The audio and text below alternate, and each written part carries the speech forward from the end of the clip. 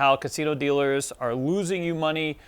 We get so much email about the bets and the dealers and this type of thing. So we thought we would start out with an episode on how dealers might be losing you money. Okay, so here's the number one thing I tell everyone to take into consideration.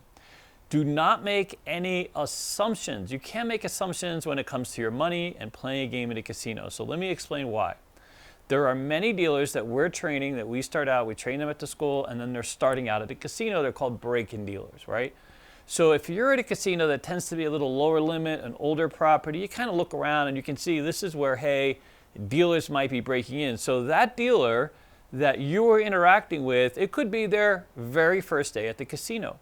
So you can't make assumptions that they know how to manage the game effectively, especially if the game gets busy. That doesn't mean the dealer is trying to cheat or the casino is trying to cheat. That just means that you need to pay a little extra attention. Now, if you go to an experienced casino, a bigger casino on the strip, you can expect a little higher level of customer service, a more experienced dealer. But most of us, that depends on where you go.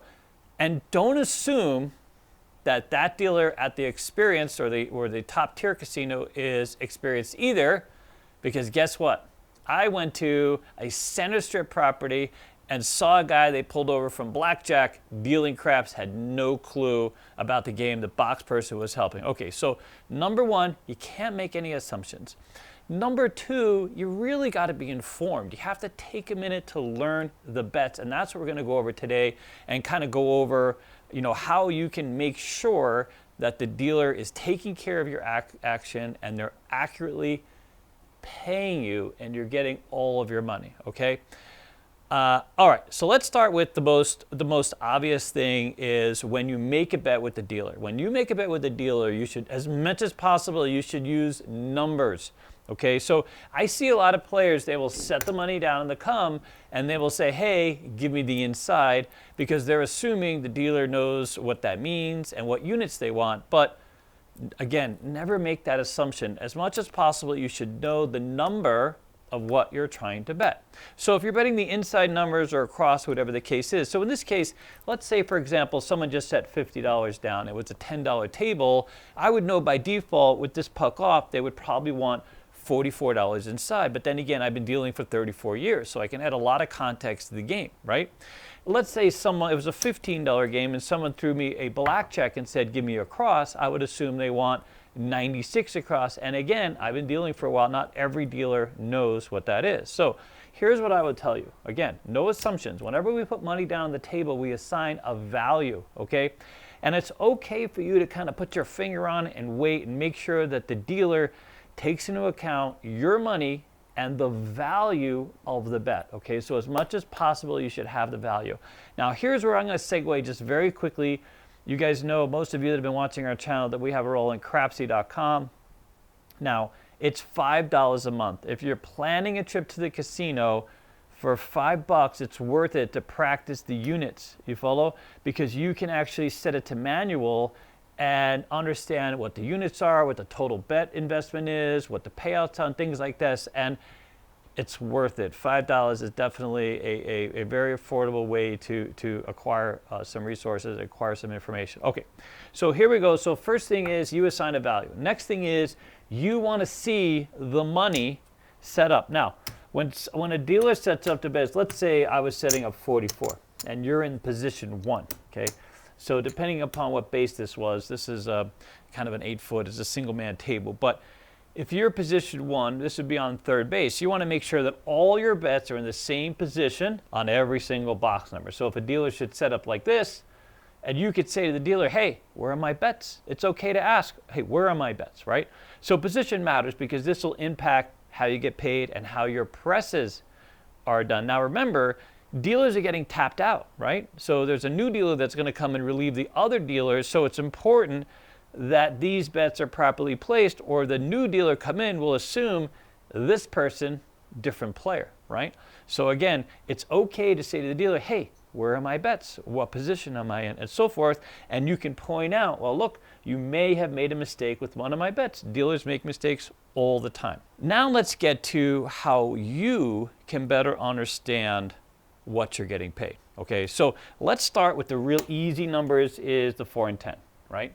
So the 4 and 10 pays 9 to 5 on place bets. Okay, every $5 is going to pay $9. We have two $5 chips going to pay two $9, so that's 18. Three red checks, three $5 checks going to pay 27. 9 times 3 is 27. And then once we get to $20, in most cases, casinos do what's called an auto buy. And here's where it gets fantastically easy. All you need to know is whatever you have on the bet on the 4 and 10, after it hits $20 or more, it's just double. Whatever stack is there, you're going to get 2 of that minus a commission. You don't need to be too worried about the commission unless you get to ridiculously high bets where where the commission really counts. But for example, you're going to pay $1 for every $20 you have on the bet. And when you have a $25 check, it's going to pay two $25 checks, and they're going to charge you just $1. So that's the case. They give you a little bit of a break at the casino, okay?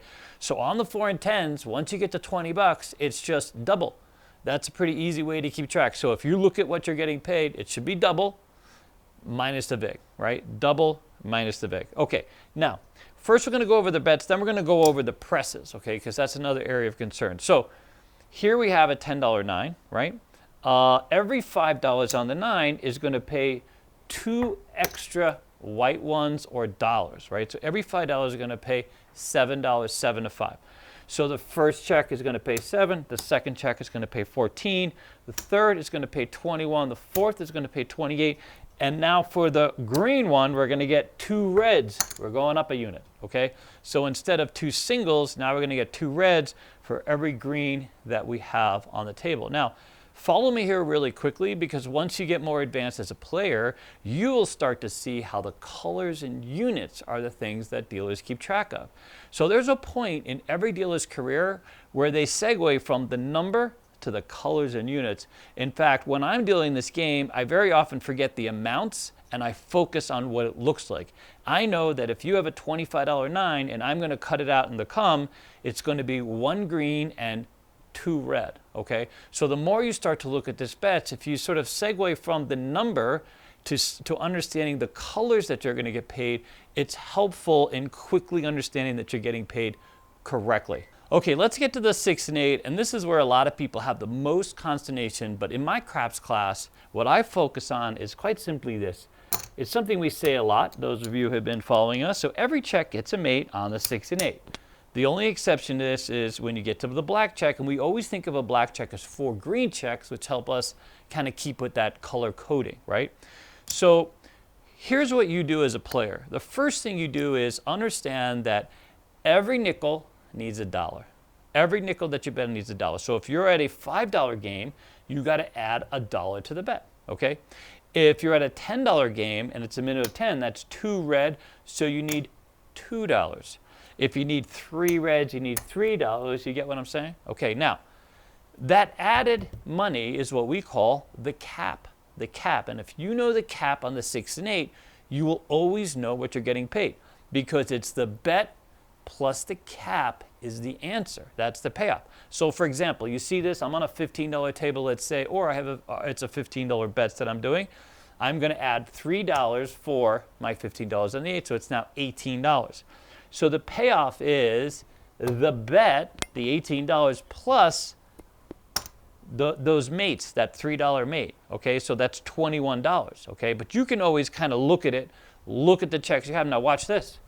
Let's say you're a green action player, right? $25 game, right? You're playing the $25 game. Every green needs a red one. We're going up a unit. We're moving from here to here. But remember, here is 4 green checks, okay? So if every green needs a red, right? That red is the cap. So what does 30 pay? It pays 30 plus the $5 cap, you see? And then we can just keep going up and up and up. So what happens if you have a $300 bet? Well, you know that the $30 bet had a $5 cap, and now we're just adding zeros, you see? So 300 has a $50 cap. Instead of a $5 cap, we're adding a 0. It's a $50 cap, so guess what? The bet pays 300 plus the $50, okay? $350. Okay, now, That's how we keep track of the payouts. Now, here is the next part of this equation is you getting, is you pressing or interacting with your checks or interacting with your bets dynamically, let's say, okay? So, again, you should always know the amount. So, for example, if you have a $12 8 and you want to press, you should say press the $24. So press always means double to the dealer, but it's okay to communicate a little extra information to make sure that you and the dealer are on the same page. If you want to only press it to 18, you can say press to 18. Don't say press a unit, press to 18. Take my $12 to 18. Or if you find yourself in a situation where the dealer is not responding well or looks like they're a little confused or they're new or they're busy, whatever the case is, here's what you do. You just collect the bet and then you push back what you want the dealer to press. So don't give yourself any anxiety whatsoever. Just let it go, collect the bet, and then when you see that the dealer is done, right, then you can just push back and say, here, dealer, use this money to press my bet to this amount, okay? So here's a really good example. $18 8, right? And you have an $18 8 and it hits, it pays $21. And some people like to go to 30 bucks. That's pressing it essentially 2 units. So you're going to press it $12. Sometimes news dealers get lost in this equation, strangely enough, because they got a lot of stuff going on, they get a little nervous, whatever the case is. So what you do is you just collect this money, right? And then what you could do is you could give them $12 back if you happen to have it. Or guess what? You can just drop 3 red ones and say, hey, give me that $3 back and go ahead and take my 8 to 30 bucks, right? So now they have exactly what they need. They'll just take the cap off and bam. And there's lots of like tricks like that that you can learn over time. And now it's the $9 change they could have given you to start with, but again, they got off track, maybe they had a little brain fart, whatever the case is, but you can do things to work with those colors. So instead of giving them 12, you're giving them the 3 red and saying, hey, give me that $3 back, and then voila, they're left with 30 bucks. It's literally that easy, and you can find ways to do that with all the numbers. So the next part, and to make sure that everything is sort of copacetic between you and the dealer is, again, you want to make sure that there's throughput, okay? So whenever you communicate to the dealer, you want to make sure it's your bet that's being pressed, that it's your bet that's in the correct position, that it's going up to the amount that you need, okay? And don't hesitate to have the conversation. Literally, it's okay. Don't make any assumptions. If you're ever in a situation where you feel like you were either shorted or it didn't work out the way that you wanted it to, don't hesitate to ask, and don't confront the dealer as an adversary. They're only there to facilitate the game. If ever you feel like there's a conflict, it's okay to kind of bypass the dealer and talk to the supervisor and just, it's not necessary. It's not like you're trying to get the dealer in trouble. You're just trying to have some accountability with your bets and understand what the action sort of what action is playing out in front of you. All right, I hope those are some helpful hints in how to keep track of your bets and make sure the dealer is paying you correctly. And good luck on your craps adventure.